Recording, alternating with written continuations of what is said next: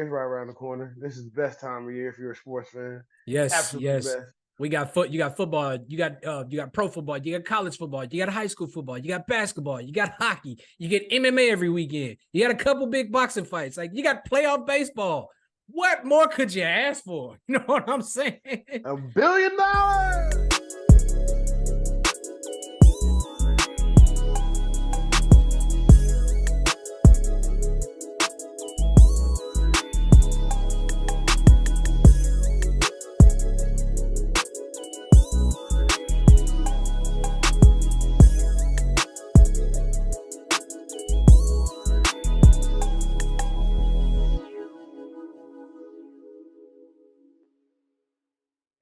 Right on.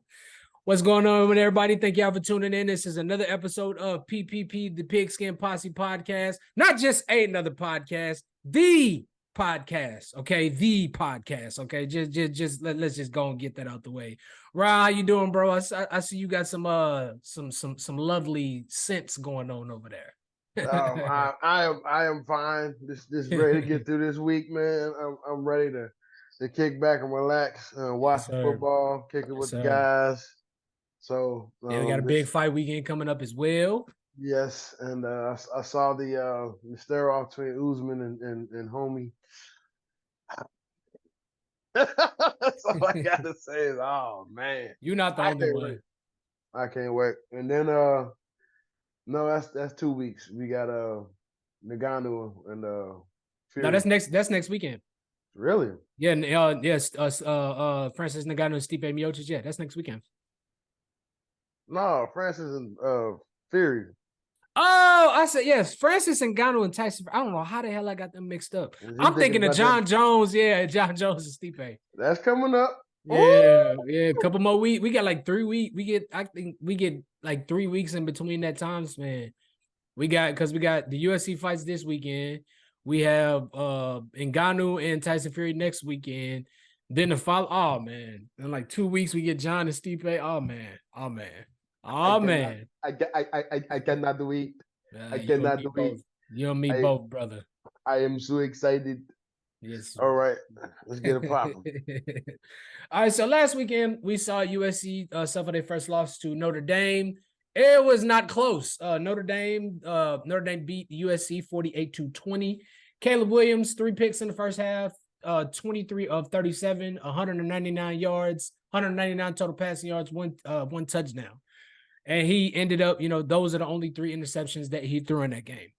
What did you see in this game? Like I'm gonna let you take this one first. You take the. I saw a lot of things that I didn't like, honestly. First and foremost, the offensive line probably played his worst football since Caleb has been at USC. He was on the run or distress, so a lot of those passes he normally would make because receivers are wide open. He didn't have time to really to get another look at those passes. Right. So that's why they ended up in interceptions. This is the problem with Lincoln Riley teams, though. Usually Lincoln, if he can, he get the ball first. They score first, and now they're just playing a game of keep away, if you will, score more points. And we really, depending on the next 4 weeks, it's going to depend if Mr. Grinch keeps his job or not. Oklahoma fans will tell you about it. Ohio State fans will tell you about it. It's not looking good for Mr. Grinch. So, with that being said, USC might finish with 8 wins this year, for real. Seriously, for real. Because Oregon's defense, hell, Washington's defense, yeah. Utah this Saturday, they got a decent front seven, so it's like it's not gonna be a cakewalk. So it's not. It's really not. No wide receiver screens got to stop, bro. But hats off to Notre Dame. Al Golden. If any Miami fans watch this, then they remember those Al Golden defenses. And what was kind of funny is Lincoln Riley usually bars teams up with a piece of paper like that. And it was kind of funny to watch Al Golden call up his defense the same way. I found that interesting. It was like poetic justice. But if any team can bounce back, if any offense can bounce back, it's USC. So we will see within the coming weeks, and especially this Saturday against Utah. Yes, What we are your will. thoughts? What are your thoughts? Pretty much the same. Notre Dame really didn't allow Caleb to get comfortable, and they set the tone with that pressure, putting the pressure on him in the first half. He threw those 3 picks. Now I know a lot of people gonna say, well, he makes those kind of throws in the other game. Well, he is playing a legitimate defense, and if you watch any USC games, their offensive line is Caleb cancels out this offensive line because this offensive line isn't good. It also cancels out the defense because y'all saw last year that Alex Grinch and Lincoln Riley's defense, they're just not any good. If they don't get turnovers, it will lead to points. Exactly. I don't know, and personally, I don't know how the hell Lincoln Riley gets any defensive recruits because his defense, they're just not good. Alex Grinch, how the hell does he still have a job?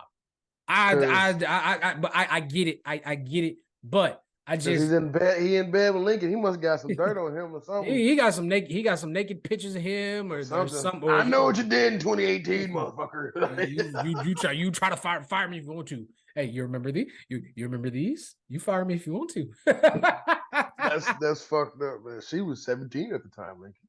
Yeah, but anyway, Notre Dame just never really allowed Caleb to get comfortable. Constantly put the pressure on him.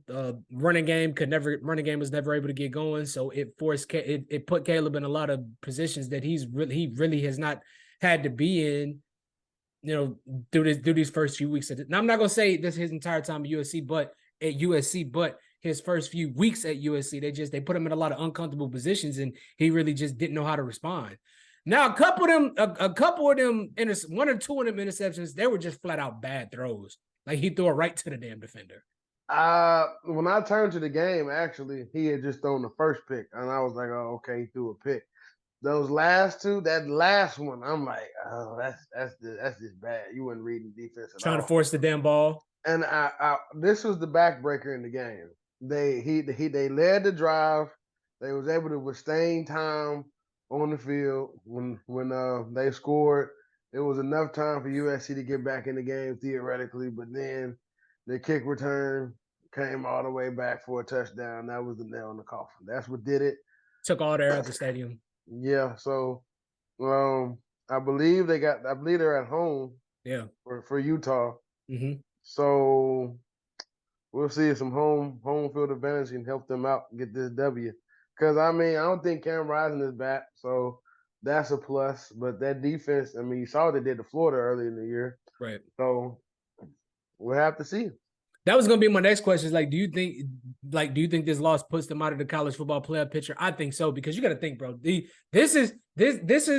USC has a really brutal schedule coming up, and we really going to see what they're made of. They got number 14, and they weren't ranked number 10 before this loss. They got number 14 Utah. They got Cal, which they can beat Cal. They got number 5 Washington and Michael Penix, who's in the running for the Heisman. They got number 9 Oregon, and they still got number 25 UCLA. This loss already sets them all the way back in the rankings. Now you got that. In order for them to make the college football playoff, they got to beat all these teams. They got to win out. They have to. If they beat Washington, I can see them getting back in the top 10. If they beat Washington, I can see them getting back in the top some way, somehow. Because we all know how the rankings is a load of nonsense. But yeah, I think this puts them out of the college. You don't give it's getting late in the season, and you don't give yourself enough leeway to lose another game. I can't necessarily say that with the rankings with USC, because last year, right, when they lost to Utah last year, they were 6. Then they dropped to 10. The committee wasn't fooled this year. They were just so caught up in USC winning games in emphatic fashion that they really didn't care about the fact that they didn't have a defense. The committee this year looked at the fact, okay, they don't have a defense. So they were winning games, but they were dropping. One week they were 6, then the next week they were 8, and then coming into this game they were 10. If they would have beat Notre Dame, they probably would have got pushed up to like 7. Yeah. So where are they ranked now? If you know, I do not. Let me look it up. Because I can't tell you right off the top of my head.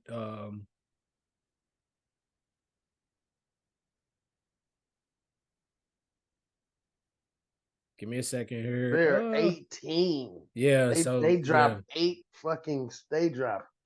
spots. So yeah, they're just playing for the Pac-12 title at this point. Pretty much. Playoffs and all. They everybody in the top 10 have to lose. Yeah, they gonna have I feel like in order for USC to get back into the college football playoff, they got to win out. They got to win all their games from here on out, and they have to win the Pac-12 title in order to even think about getting into the college football playoff. Because if Oklahoma can stay undefeated, if all 4 teams in the top 4 or 5 can stay undefeated right now, USC has no chance whatsoever.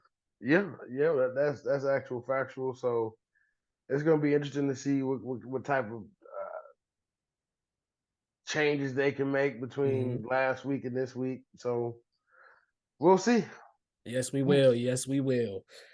Another topic we got to go ahead and discuss. We got to discuss Monday night's football game. Dallas beat the LA Chargers 22-17. Dak Prescott goes 21 of 30, 272 yards, 1 touchdown. CD goes 7 receptions for 117 yards. Cowboys end up picking off Justin Herbert to win. They got a sack and a pick on back-to-back plays. On a scale of 1 to 10, what are you giving Dallas's overall performance in this game? A 6. I mean, like fair enough. You did what you were supposed to do. You got the lead. The defense came through and got a stop. Didn't allow it to get to overtime. Okay, like everybody wants to sit here and say, "Oh, that was a Super Bowl caliber win." It's like, first of all, no, it wasn't. The Chargers suck. That they struggled to get in the playoffs the last 2 years. Right now, it doesn't look like they're gonna make the playoffs at all because they don't have enough continuity. It's not necessarily Herbert's fault. I don't know why they blaming Herbert. The head coach makes horrible decisions, and it seems like he doesn't know what the fuck he's doing. And hold on, I don't mean to interrupt you. And let's keep in mind, Kellen Moore is now LA's offensive coordinator, who was and Kellen Moore, who is the Chargers offensive coordinator now. He was the Cowboys offensive coordinator last year. My bad, bro. I didn't mean to interrupt. I just wanted to put that out there. I mean, and to piggyback off your point, I don't really see that much of a difference in the defense. I mean, the offense with Dallas. I kind of do. It looks the exact same. I mean, McCarthy knows when to run the ball. Right. I'll say that much. He finally decided to get CD part of the offense. This is literally his best game all season so far. So I mean, like everybody wants to be like, "Oh, Dak is elite. Dak is this, that, and the third." It's like, look, guys, calm the fuck down. You know what I'm saying? Like Dak did what the fuck you paid him to do. You paid him to win the game. He won the game. He made the right throws. He didn't make any turnovers or poor decisions. So you have to give him credit for that. But then again, that's what they paid you to do. Right. True. And I don't know why the hell it took. He shows flashes of this every so often. Like he'll have a game like this where you're like, okay, maybe, maybe we may see something different from this point on. Then he'll come back around and he'll have a game where he won't even get over 170 yards or something like that. But in this, I'll say this. I have seen a change in tendencies in Dak this season. Now, I know we're not even midway through the season. I think this is week 6 or week 7, but Dak only has 4 interceptions, and 3 of those came against one team. So, he is. I can't say he is being a little more careful with the ball. I also think that a lot of that has to do with the play calling of Mike McCarthy, because he's not really putting them in situations to where he has to throw the ball. Like he's not trying to stat pad. Like, if we have a lead, I'm not gonna keep trying to fucking throw the ball for what? Mm-hmm. Like I'm playing to win. I'm not playing to put up stats. But yeah, in this particular game, Dak played well. I got to give it to him. He played well. When the pocket started collapsing, he used his legs. I didn't see him making any stupid throws, trying to force the ball in the tight windows. So I definitely have to give him that. But on the flip side of that, I saw Justin Herbert make some very horrible fucking throws. Very horrible. There was one, I think it was to Gerald Everett. It was to somebody had him wide open, going down the seam of the field. If he hits him, that's a touchdown. If he if he hits them, that's a touchdown. So he just got paid this season too. So it's like, bro, you at this point you cannot be missing throws like that in these type of games. You really can't. And then this was go ahead, my bad. It was a proven game for both teams. Yeah, and I mean this was I do believe the Chargers were also coming off of a bye, so this definitely ain't the best way to come. This definitely isn't the best way to start. To kind of restart your season coming off of a bye. They still got a lot of things to figure out, but I'm with you. I don't see the Chargers making the playoffs. I really don't. Like I said, like I said before, I've tried to give this team props, but they've done nothing but constantly make me look stupid year in and year out. So I'm done with these. I'm done with this team. I could care less about what the Chargers do the rest of the season. But of course, we're gonna talk about them some way, somehow. Oh yeah. What we got next? Moving on, we have the Eagles suffer their first loss to the Jets. The Eagles lose their first game 22-14 to the New York Jets. Jalen Hurts, 28 of 45, 280 yards, 1 touchdown, 3 interceptions. One of those interceptions, was not necessarily his fault. I want to say this is what I'm going to take this game first. The biggest thing I noticed in this game, the Eagles could not run the ball. For the past year and a half, we've seen the Eagles be, they're pretty well balanced offense, but they're a more run heavy team. This is the first time this is the first game in quite some time where I've really not seen the Eagles be able to, run the ball how they wanted to. Mm-hmm. They were only able to muster up 80 yards. DeAndre Swift did look good. Jalen couldn't. Jalen just couldn't. He couldn't do much. He just that I don't really know what else to say. As far as him throwing the ball, there's no other way to say it. Jalen lost them that game in the fourth quarter. Those 2 interceptions that he threw, they were pretty bad interceptions. That last, I want to say that last one when he almost took it to the house, that was a terrible throw. That was a horrible throw. I don't know why he tried to force the ball in that situation, but that throw was terrible.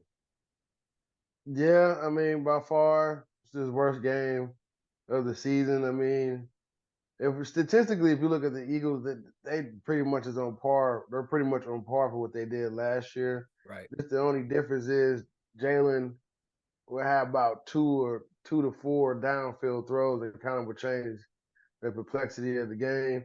And he's not necessarily doing that. Credit to the Jets defense because they still have a top 10 defense in the NFL, regardless of everything that's going on. So credit to the Jets defense. It kind of was reminiscent of like that 2000 Ravens team, where if they get up 2 scores, the game was pretty much over. Somewhat, yeah. Kind of gave you that feel to it a little bit. So they'll bounce back. Eagles are a good football team. They're still the best football team right now to me in the NFC East. They're still the team to beat. Really only got one team to worry about, and that's Dallas. And Dallas is probably the most inconsistent football team in the NFL right now. So it's just one game. Move on to the next.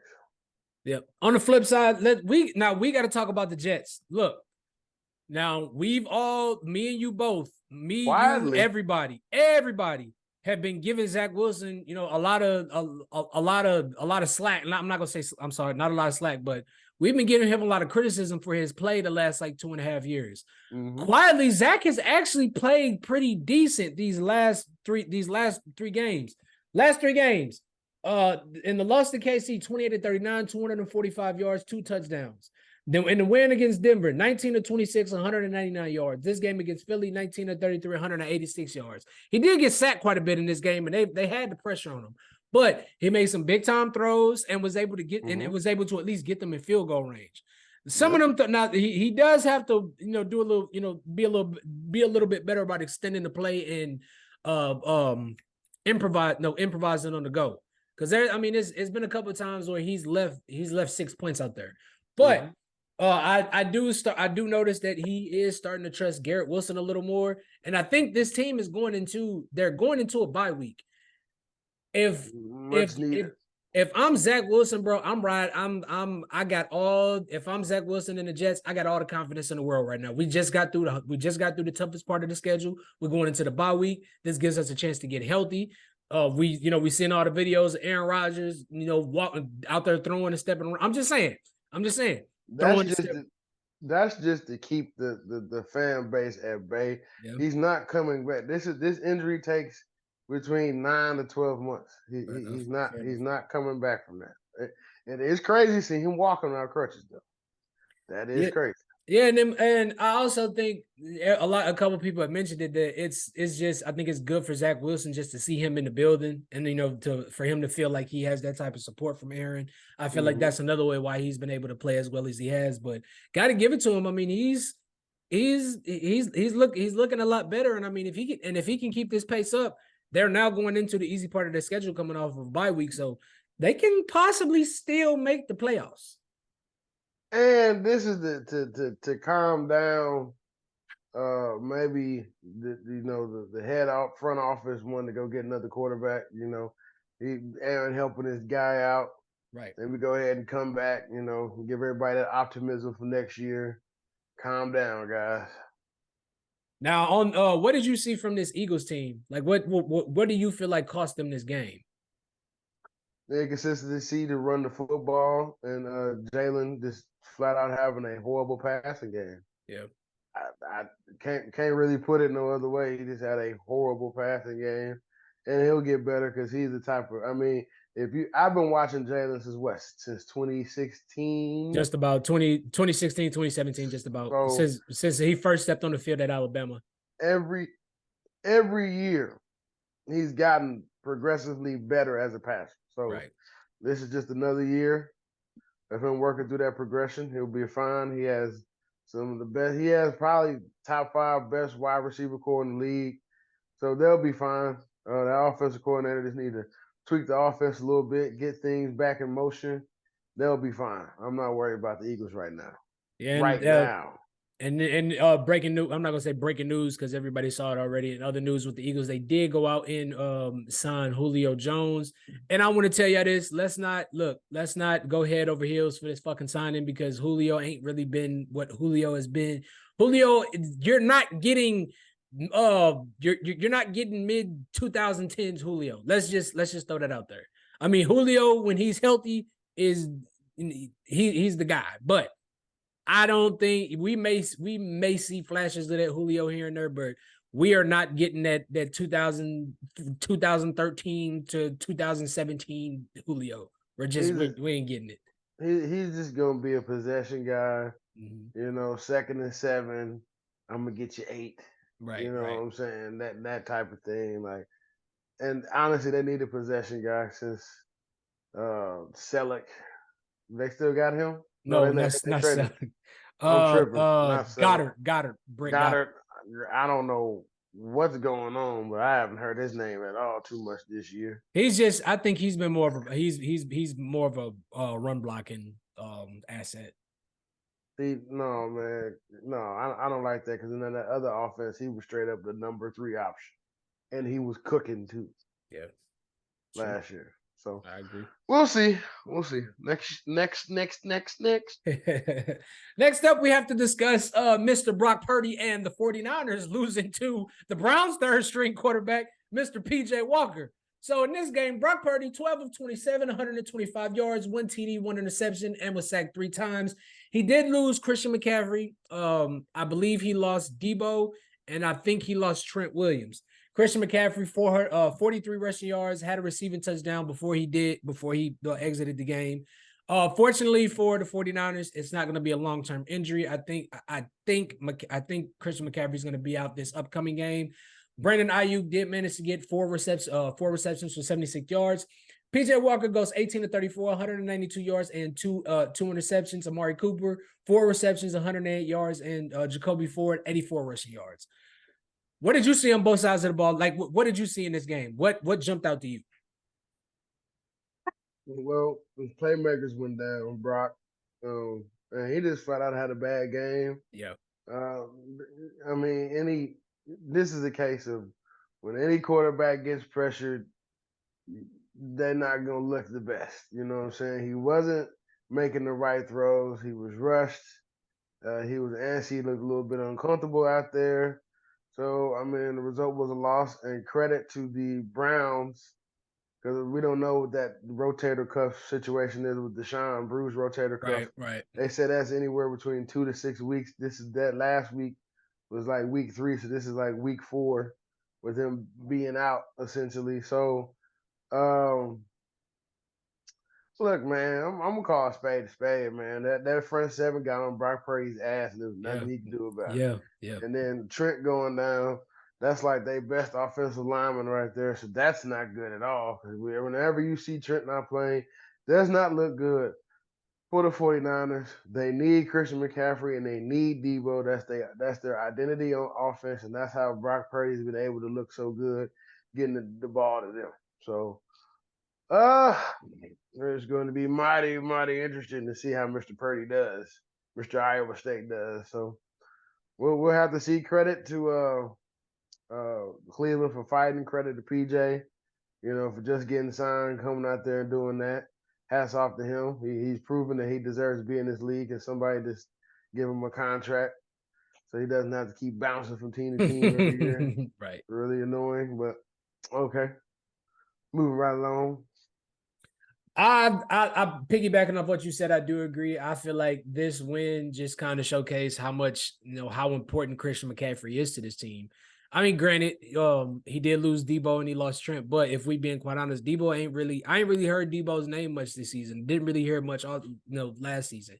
Brandon Ayuk has turned into the number 1 wide receiver on that team. My question is, where the hell was George Kittle yesterday?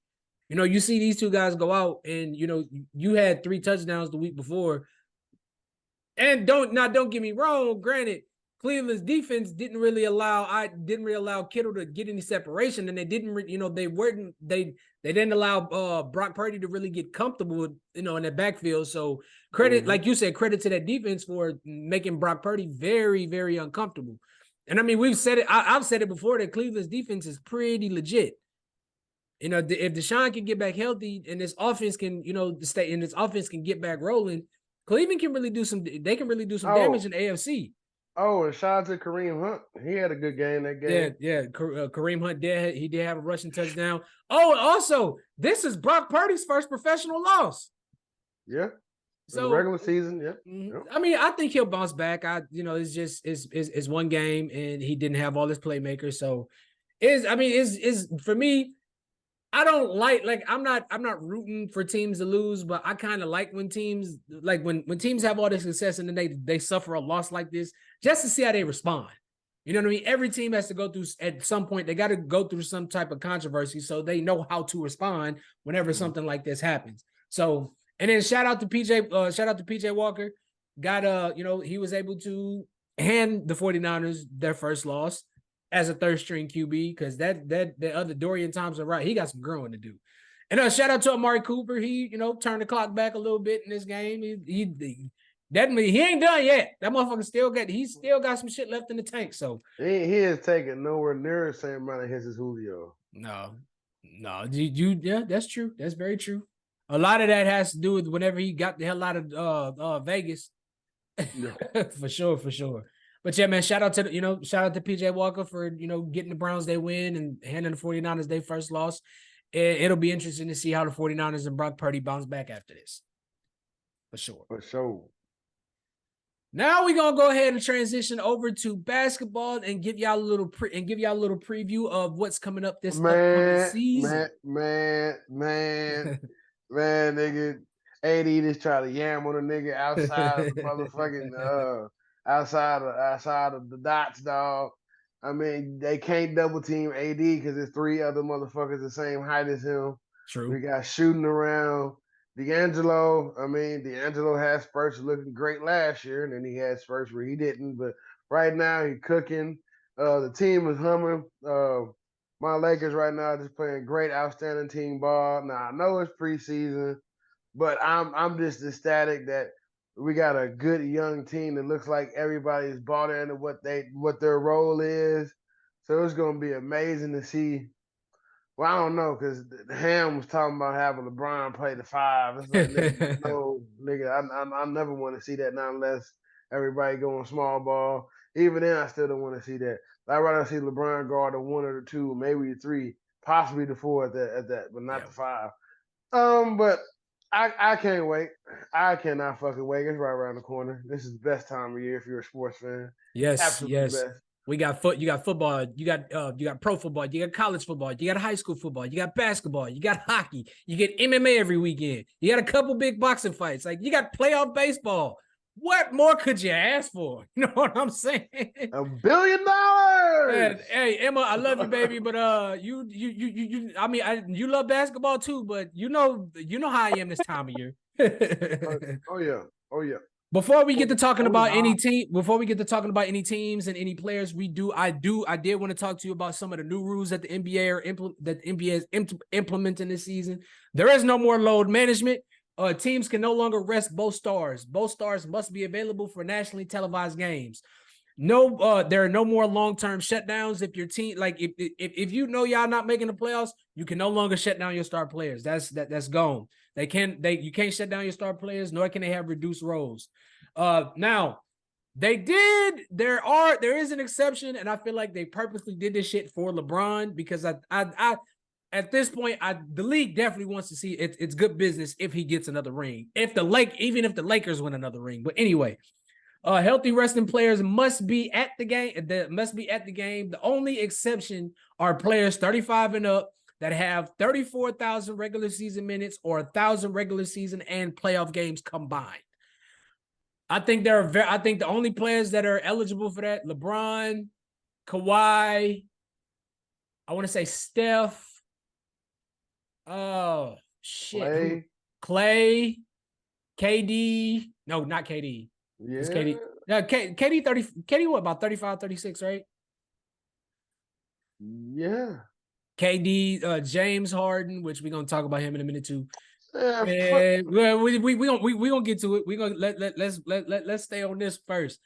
But how you feel about this rule? I love it. Dude, like if your team is like 12 games above everybody, they've already clinched whatever seed they're gonna get, it's locked and loaded. What they're gonna do is, okay, they're gonna bench one and then they're gonna sit the other one because they're gonna say left foot soreness or knee soreness or back soreness. So they're gonna play a half or a quarter and then not play the second half or the first half, whatever they're gonna do. That's what they're gonna end up doing. You can't force a nigga to play if he got injured during the game. So that's different. If he get injured during the game, I'm okay with that. Like, if he get injured during the game, like, okay, all right, look, you got injured, sit your ass down. But just making them, especially, when y'all got a chance to make the playoffs and you decide, you know what, we're just gonna shut them down.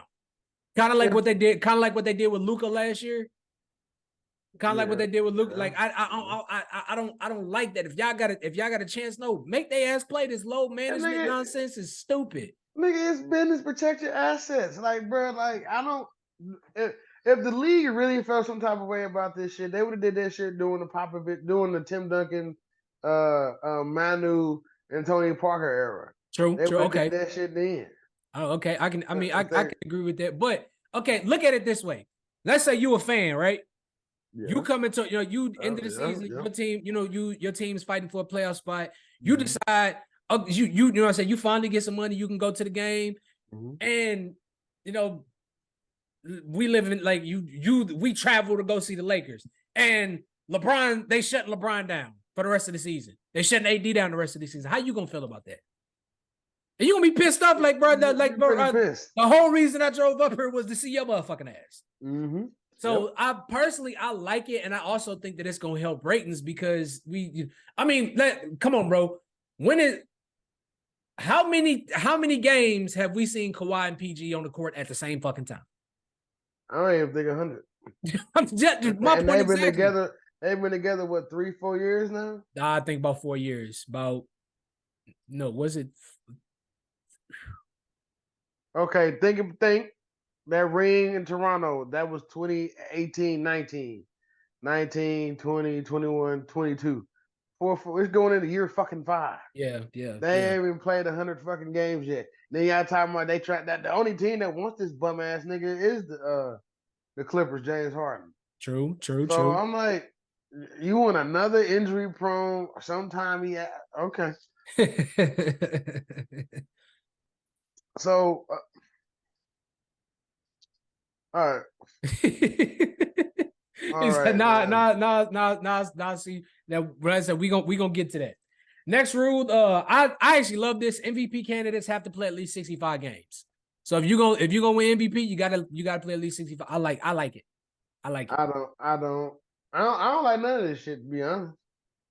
All this shit is stupid. I mean, I like that you added the clutch award and the whatever else awards that you added. I like that. I like the new look to the MVP trophies and all that. I like that you slap Kobe Bryant's name on the All-Star Game MVP. That's cool. But outside of that, you know what I'm saying? Like, if I'm a team who has a player in a twilight and we actually contending for something, I want you to play as less as possible. Just play when I see you go play. But yeah, Fair enough.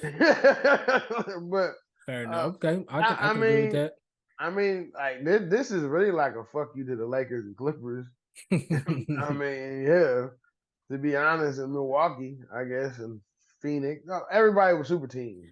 I mean, going back to the whole like resting thing, I mean, I kind of like if I'm an owner, and I wouldn't give a fuck if my team is winning or not. If I'm paying you all this money, you get your motherfucking ass out there. But fam, it's like okay, it's like bro, I've worked some pretty shitty jobs, and I've seen people that get paid way more than I do less, do way less work. Simply because they can get away with it. Why? Because they're so high up in the company. That's bullshit. You ain't no better. I mean, I get it. We're talking about the NBA and skill level with it, but you ain't no better than me. You ain't no better than no bro. I'm paying you all this money. You get your ass out there and play. I'm gonna get my money's worth out of you. But bro, I mean, damn, they don't now. The back-to-backs is the reason why I feel like they didn't really trip with players resting because the back-to-backs would be so many. They've cut those down tremendously. But you still playing 3 to 4 games a week. Yeah, that's true. I mean, that's true. Damn, then with travel and then lodging and then you still gotta eat and then all that. Yeah, your body's gonna break down. Then you're running up and down fucking court, 94 feet every 24 seconds. It's grueling.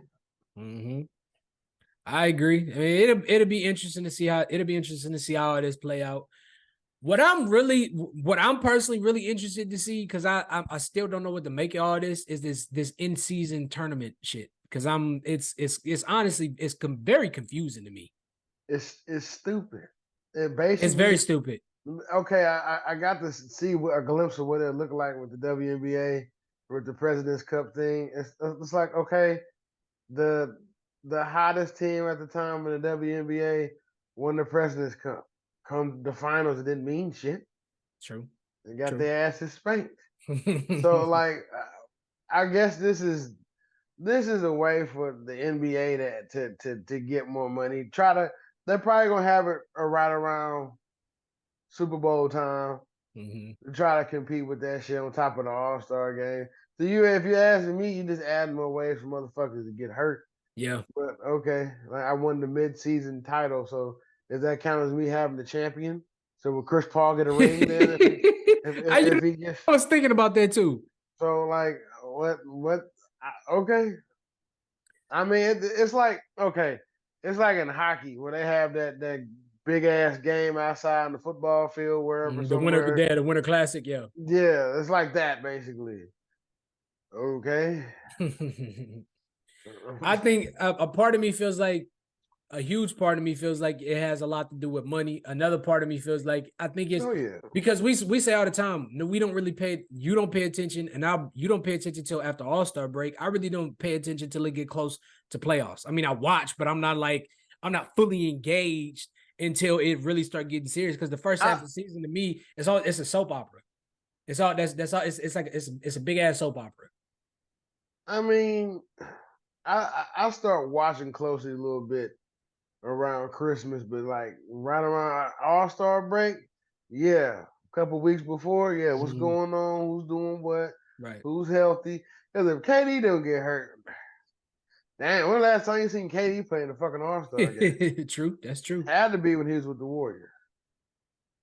Yeah, well, I mean, he was man in the low when he was up there in Brooklyn, but we're gonna say that conversation for another time. But Okay. we do have to talk about what you were trying to discuss not too long ago, Mr. James Harden. Bro? I'm done with this dude. I'm done with him. After he forced his way out of Brooklyn, I said I'm like it ain't gonna I said if Philly don't win the championship or get to the finals, I said this.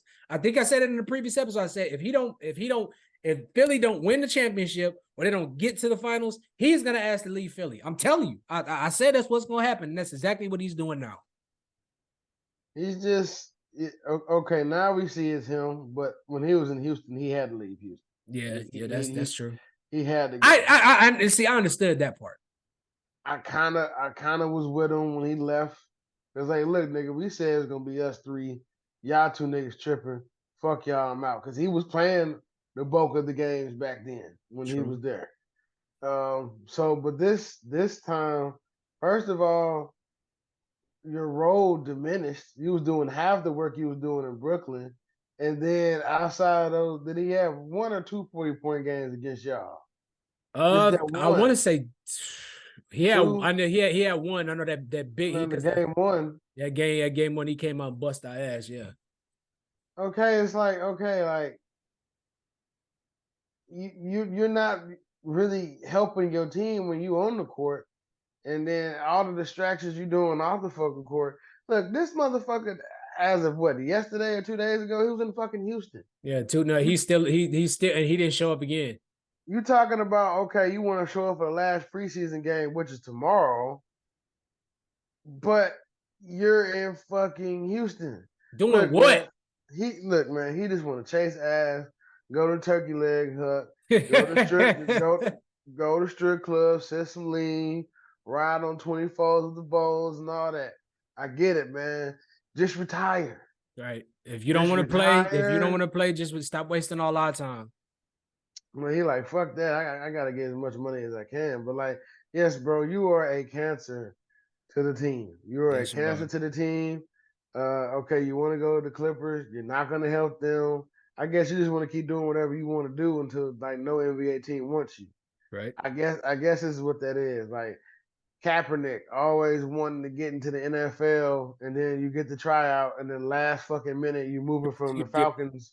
You move from the Falcons practice facility to a high school. Now, granted, that high school is on the way to the airport, but still, motherfucker, like, no, we don't have time for your bullshit. And I think NBA executives, they all feel this way, except for the guy who owns Microsoft, who happens to own the Clippers. So, True. okay, James Harden, get your shit together, man. Like, Yep. look, come on, like, let's try. Like, you tried really, really hard for what 1, 2 years in Brooklyn, and it didn't work, so you got out of Brooklyn. Okay, I get that because of the Kyrie situation and KD's health and all that. I get that, but it's like, damn, bro, like I don't know. I mean, I know Doc Rivers has something to do with that, I know because by now Doc is just like, I don't give a fuck no more. Like, bro, if you're gonna play, I know Embiid, I know he didn't got to look. I dealt with this shit last year. I don't really give a fuck. He's either gonna no, play or he's not. no, Nick Nurse, That's right. I keep is the forgetting. coach of the 76ers now. They fired Doc. Yeah, I forgot about that. Which They fired. go ahead. They fired that nigga like right before the finals. Yeah, I I was know. like, Yeah, that damn, one bro. wasting no time. One wasting no time. Yeah. I mean, if you Nick Nurse is like, this is my first year coaching this team, and this is what I got to deal with. Like, God, if I'm Nick Nurse, I'm anticipating a very short tenure in Philly, maybe a year or two. I wouldn't say that because if Maxey do what I think he's gonna do this year, they won't even miss James Harden. True, that's true. I can. That's one thing I can't agree with. So let's get to talking about a few predictions. I want to know, who is your prediction going to be for Rookie of the Year? In the NFL, No, NBA. We doing this preview, baby. We did NBA preview. Well, I gotta go win beyond him. This motherfucker is dunking 2 feet outside of the fucking circle. Homie is contesting shots. Our niggas is at the 3-point line. Niggas are at the 3-point line and he's contesting shots. Yeah. I agree. If he can stay healthy, I mean, it's a no-brainer. True. And we know the NBA they're promoting the fuck out of him. So even if there is somebody that plays better than him, he's gonna get most of the fucking coverage. So we're gonna be seeing a lot more San Antonio. We ain't seen no San Antonio in a long time. Ain't nobody getting a lot more. And it's funny how that shit worked out. It's like nobody's really talking about San Antonio or caring about San Antonio, and somehow San Antonio ends up with the #1 pick with, when they got one of the highest, highly touted, when somebody with the most hype coming into the NBA since LeBron. Bro, like nigga, on days with LeBron and AD. Coincidence? On days with LeBron and AD wouldn't play, we'd blow them the fuck out. Yeah. And man, you know how abysmal our fucking season was looking last year. True. Especially before All-Star break. I was like, well, I got to see the shit in person. Shit. I'm like, well, at least LeBron gonna break the record, man. That's really so I well, shit. Right after that pushed y'all to make a trade and fucking y'all got to the playoffs. So you got something out of it. Yeah, I mean, I would like to at least win 2 games against Denver, but much shit as Denver was talking after that. But I get it because we used to always whoop Denver's ass, especially 2020, the year we won. So I get it, and then 21. So I understand. I understand. I mean, like just like you said, every time Denver has ever had success in the regular season, when they got to the playoffs, they always had to go through y'all, and no matter they would always be right there. And Kobe would just nope, nope, y'all get there. Nope, go home.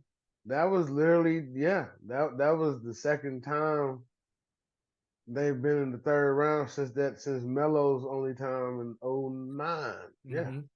Yep. Yeah. If I had my prediction for rookie of the year, don't shoot me. He's still considered a rookie. I'm gonna go with Chet Holmgren. I mean, I think being out that first, I think having to sit out a whole year, being able to look at the game, not being thrown out into the fire, and being able to look at the game from a different lens. Okay, so you think it?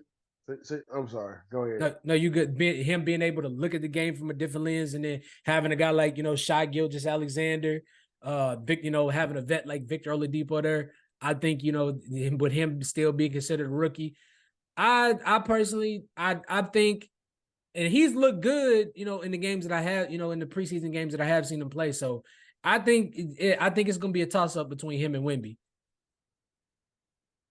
Okay, so you're thinking how I'm thinking. I'm watching every Spurs OKC game if they both healthy.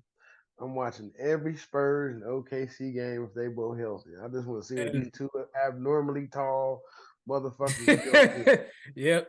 And I mean, bro, for me, I'm happy because I actually get to watch the shit this year. Like last couple years, I ain't really been able to pay attention to basketball because of my jobs. I get to watch it this year. So I'm this is with all the stuff that's going on in the offseason and whatnot, this is I think this is one of the best times to get back into the NBA. For sure. Legit. I know I watched at least good 60, 65 Lakers games last year. Yes, sir. Now, who you think is going to win most improved player this year? I might be walking this shit back like I got to walk back my Minnesota pick for we're going to win the NFC North. It's definitely going to be Detroit. Which I'll start to say, but I don't want to. I want to say Zion. Zion looks. I ain't mad at that. I'm not mad at that. Zion looks leaner and slimmer than he's ever looked before.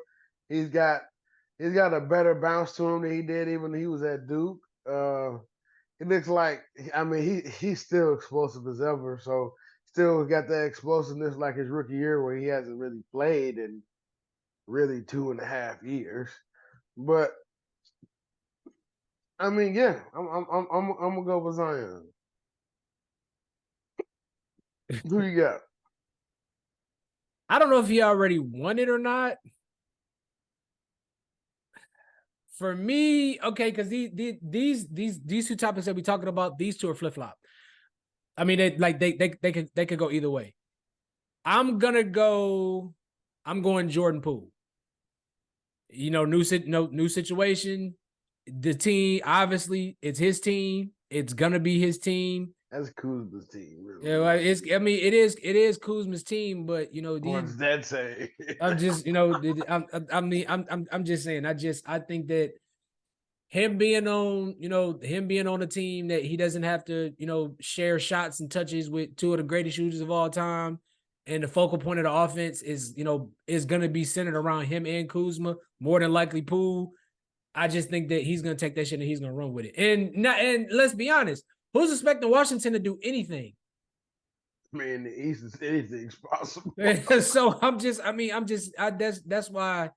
that's why I'm like, I can see I'm gonna go Jordan Poole. Could be wrong. I actually respect that. I feel like him and Kuzma. I mean, for real, like outside the ego, this could be Wall and Bill 2.0. True. Could be.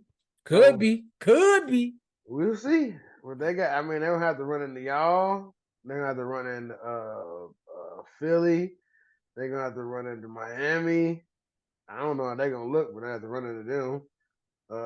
If the Knicks get Pat, that's gonna be crazy. Keyword is if. But they taking Julius Randle, so you're not gonna be able to keep Brunson, Julius Randle. I mean, you get rid of Toppin, yeah, and a couple more of them motherfuckers. He's gone. I think he's in Cleveland, bro. I just signed his little brother to the team. I thought that was incentive to keep him on the Knicks. I thought no. I swear I thought he went to Cleveland. You might be right. I gotta double check. Moving on to the next topic. Best player in a new situation. Who we got? I'm gonna say Bill. Right? You think so? Because there's no pressure. True. Okay. I like that. The focal point of the pressure is gonna be on KD and Book. Bill, I don't think Bill got to do is average between 20, 24, 25 points. Call it a night. Fair enough. Man, this nigga's with the Pacers. Who's that? Obi Toppin.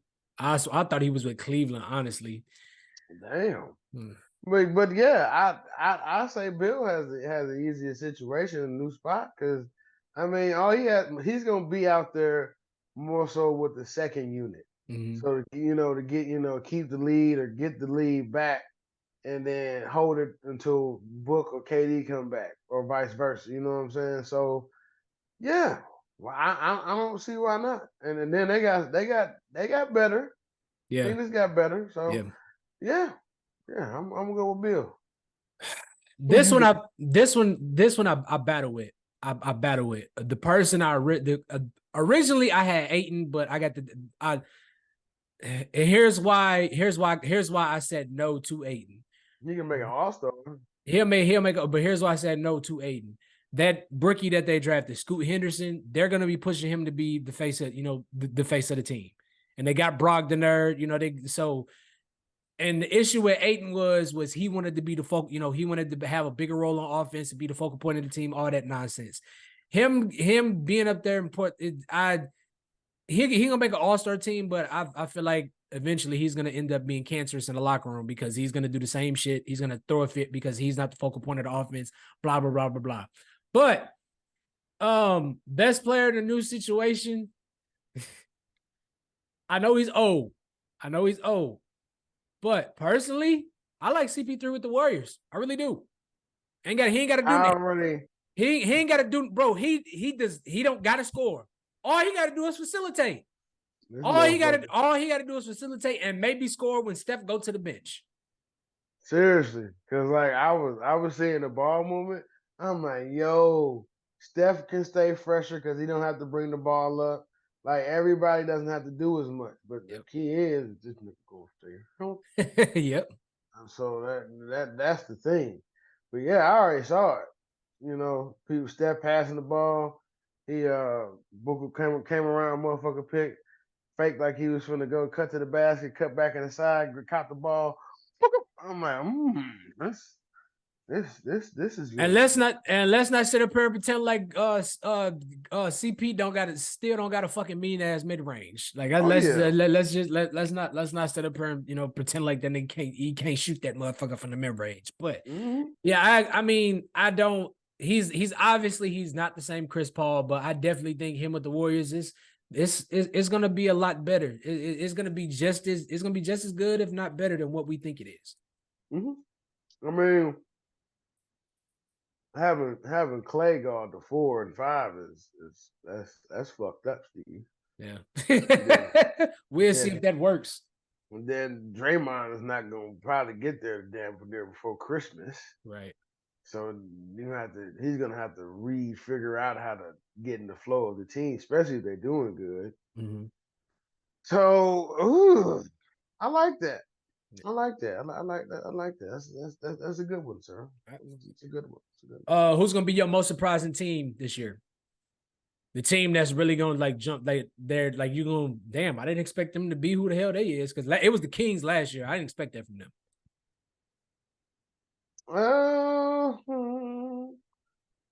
Chicago, man. Let's see Chicago make a deep playoff run. I ain't mad at that. I'm not Let's see mad. I'm not mad at Chicago that. make a deep playoff run. It's time. If you're DeRozan and Zach LaVine, like it's time. DeRozan is starting to enter the end of his prime. LaVine is really starting to hit his stride in his prime. So if there's a perfect time to strike, it needs to be now. Then if you can get Lonzo back, oh man. Yeah, I'm hoping they do because I really like them. I liked them in the East whenever Lonzo. I didn't think they was gonna make like the finals or nothing, but Right. I liked them in the East whenever Lonzo was there. Mm-hmm. So this both of these teams are in the West, but these two, this is another one I really juggle with. I ultimately went OKC. I think for me, I think OKC is going to be the most because they did make the play-in tournament last year. I didn't see that coming. Shai Gilgeous-Alexander balled out of his mind last year. They get this, if Chet Holmgren pans out, like I think he may pan out, and then they got a nice piece. I mean, he's not what he once was. He was on the cusp of becoming a star, but if Victor Oladipo can be any bit of what he was in Indiana, I feel like OKC might surprise a lot of. I'm not saying they're gonna make the finals or nothing like that, but I think OKC they might surprise a lot of people this year. Originally, I went Minnesota, but I still think there's too much conflict between Cat and Anthony Edwards. I also still think I also think they still too much of a top heavy team. I agree because when one goes off, the other one does absolutely nothing. It's never they both went the fuck off. It's Right. never that. So yes, I agree, but also last year could have been the year that could have turned it around in terms of okay, we need to talk. Maybe they could have had a talk this off season this summer. We don't know, but yeah, I like that. I like that. I like that. Last one. MVP. Who's your prediction for MVP?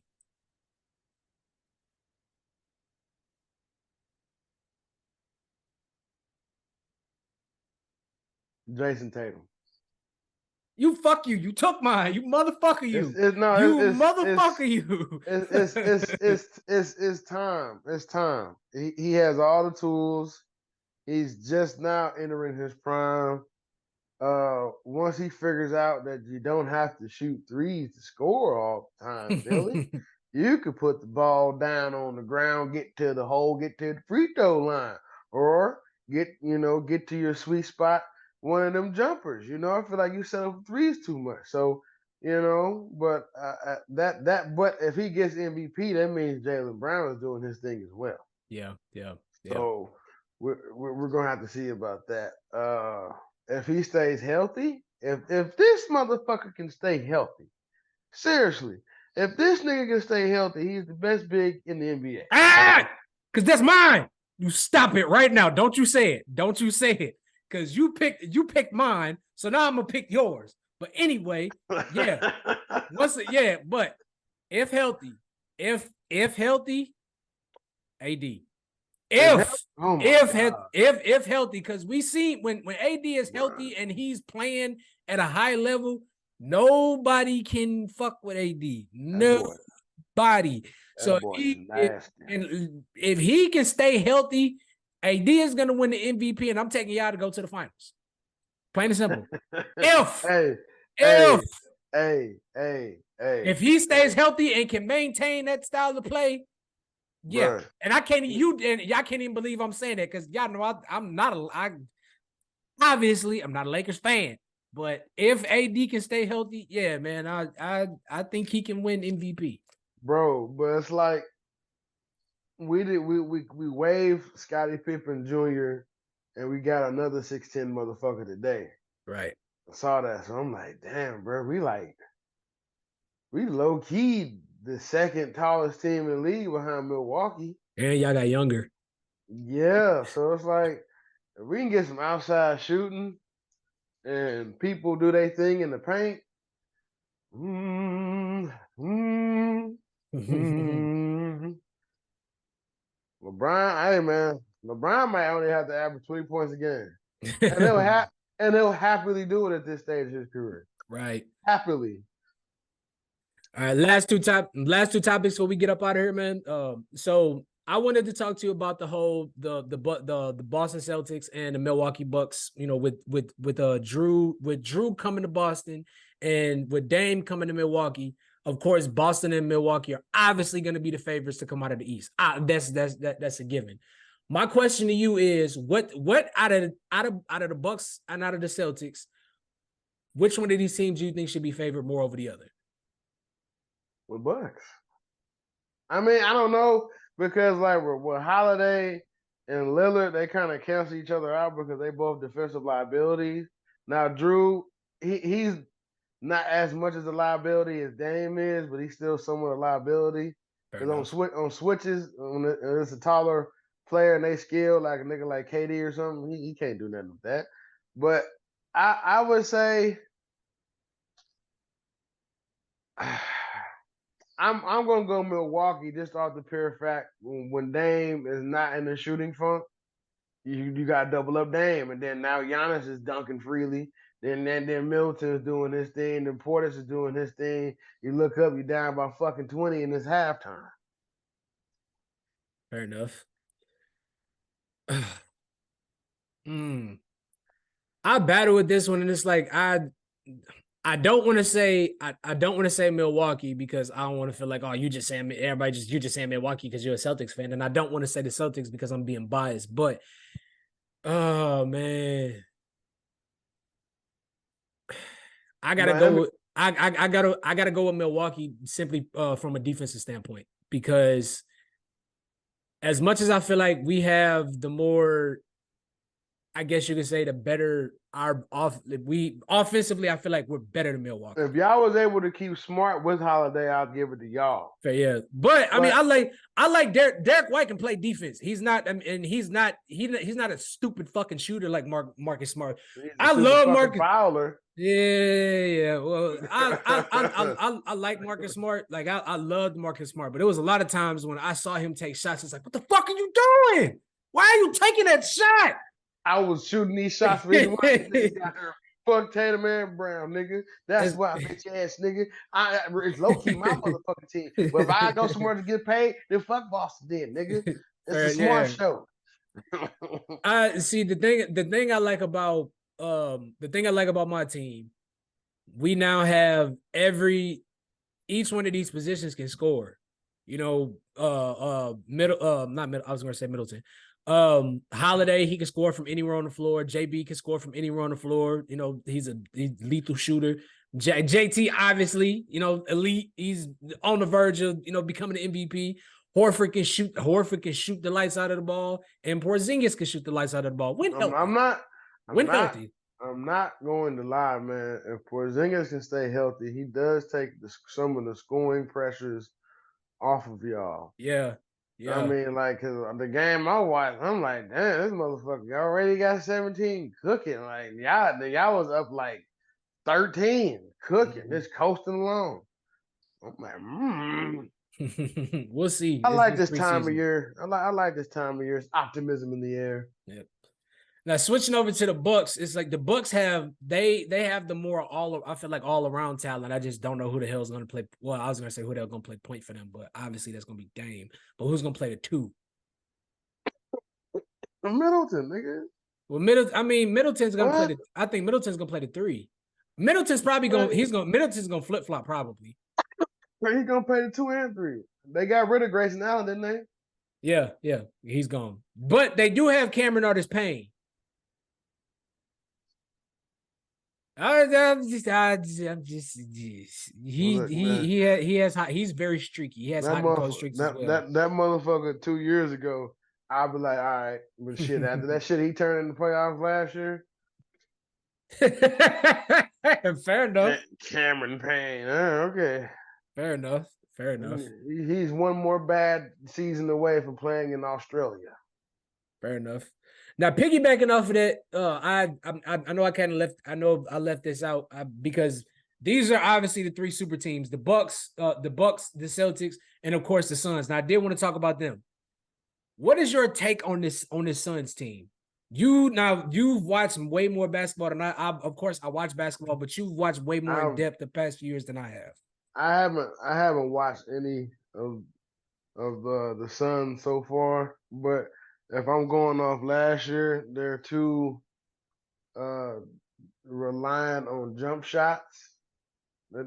From last year, if I'm just going strictly off last year, you saw in the playoffs, it's extremely hard to win series if you're just jump shot reliant. That's why I needed Aiton so bad, and Aiton Right. didn't show up.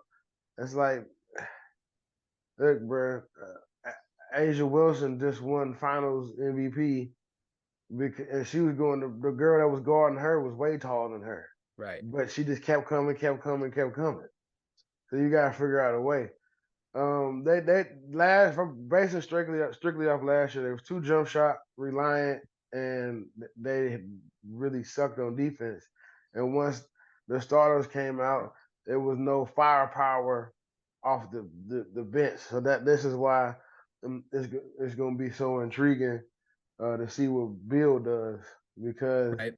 I feel like there's really no pressure on Bill. Bill's job is to keep the lead when they go to the bench, or to get the lead, or get it tie the game up and get it close. Right. Then when they get back, it's their job to go ahead and Close get it it done. out. Right. Yeah. So that's the weakness based off last year. Again, I haven't seen all the pieces Phoenix has got, so I don't know how they look defensively and their sets is going to be and all that. But we will in the coming weeks. Woo! Can't wait, NBA. No, I did skip over this team. They're not a super team, but we got to talk about them because obviously they have two high profile superstars on their team. This Dallas team. What do you think we gonna see with a full season of Kyrie and Luka? High ass scores on both teams because no defense is being played. Yeah. That's it. I mean, I'm not really. Is Ted Ginn? Ted Ginn is fuck. What the fuck? Junior. Says Tim Hardaway Jr. Is he going like what is he gonna do? I don't have any expectations for Dallas. I don't see them doing anything. They might shock us and get to the third round because Mark Cuban finally decided to cash that $500 million check. Right. I love the addition of Grant Williams and Seth Curry, especially to Grant Williams, because it brings them some toughness and it brings them somebody that can play defense. But this team is going to be all gas, no brakes. I'm all offense, a lot less defense. I mean, Kyrie and Luka, they're gonna be must see TV, obviously, because Luka can shoot the lights out, and Kyrie, we all know what Kyrie is. Kyrie's when he has the ball in his hands, you tune in, you hold on to your chin because he's gonna do something that is quite incredible. He might have the best handle in NBA history. I'm willing to put him and Jamal Crawford, they hand to hand. I think Kyrie's a little more tame than Jamal Crawford, but yeah, I'm willing to put them in. That's a conversation that none of y'all want to talk about though. None of y'all want to have that conversation. But I definitely think they hand to hand. I just think Kyrie's a little more controlled. Yeah. Now, getting down to it, we have to discuss the two teams that were in the finals last year. What are you expecting from the Nuggets, and what are you expecting from Miami? I want to see, is this team going to be mature enough? Are they going to be hungry enough to want to get back? Or are they going to still have championship hangover? Talking about Denver. Denver, yes. I'm kind of worried about Miami because they lost half their fucking bench first day of free agency. Felt like so.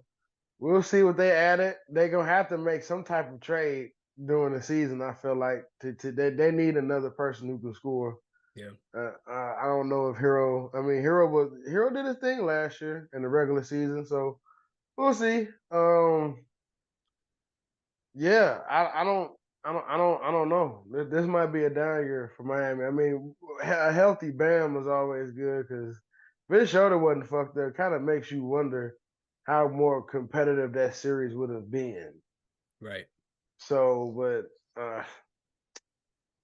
I want to see if Denver is hungry for another one, and I want to see how they look with these new faces again in Miami.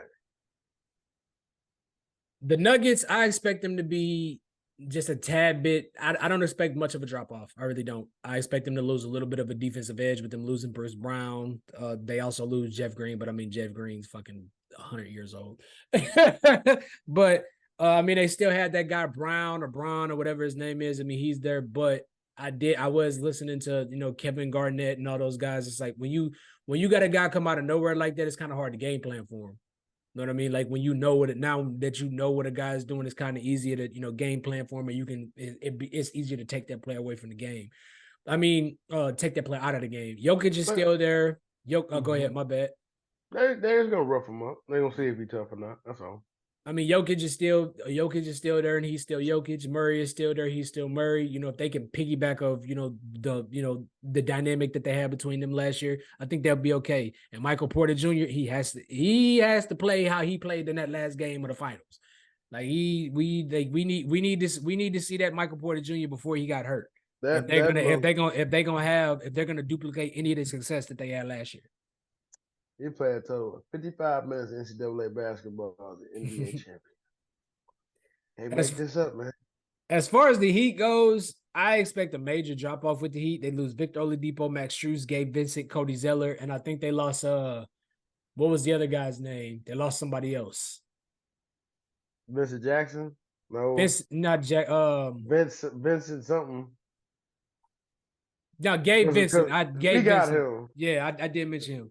And of course, Udonis Haslem retires, and now I know what a lot of people are saying. Oh, well, like motivational factor. Yeah, but it's like he was one of the guys. He kept that bench together. You know what I mean? Like he was the vet that they needed in that locker room. I definitely feel like he had a lot to do with them getting as far as they did because he kept that team together. So I expected, because the Heat, they lost a lot and they didn't do anything to get incrementally better. I think they got way more worse than they did. I think they got more worse than they did get better. If I make any sense. I just feel like they lost too much to like they just need, like I said, it might be a down year. Yeah. So they need another draft. They need another free agency, and then they can get back to being competitors. But knowing Spoelstra and Pat Riley, they know something we don't already. So I mean, they still got Bam, they still got Tyler, they still got Jimmy. So they just got to put pieces around them. And Duncan Robinson, right? They still got Duncan Robinson. I think he's still there. Yeah. Yeah, they just paid him last offseason. Yeah. So, yeah. I mean, we'll see. I mean, they're in the East. Although the East out of nowhere got extremely good, really good last year. But It's gonna be awesome to see. And like I said, NBA is full of surprises. They might be the surprise fucking team again. It wouldn't surprise me. We will find out come Tuesday, baby. That's when that's NBA tip off. Do they still got Kyle Lowry? Yeah, Kyle Lowry's still there, but I mean, how much does Kyle Lowry have left in the tank? Kyle Lowry, like damn near 40. 19. That's what I'm saying. Kyle Lowry, damn near 40 years old. Shit. Yes, hey, like I said, we will find out come Tuesday night. Oh yeah. Right. But once again, man, that's gonna be it for this episode. As always, we appreciate y'all for tuning in. Please like, share, and subscribe. Y'all can find us on Instagram. Y'all can find us on Twitter, YouTube, wherever. Please like, share, subscribe, comment. We love a little constructive criticism. You know, we love to interact with our fans. So as always, we appreciate y'all tuning in, man. And Ryan, as always, bro, I love you, bro. And I will see you this Saturday. Love you too, bro. Be safe out there. I will. Go Celtics, my nigga. Lakers.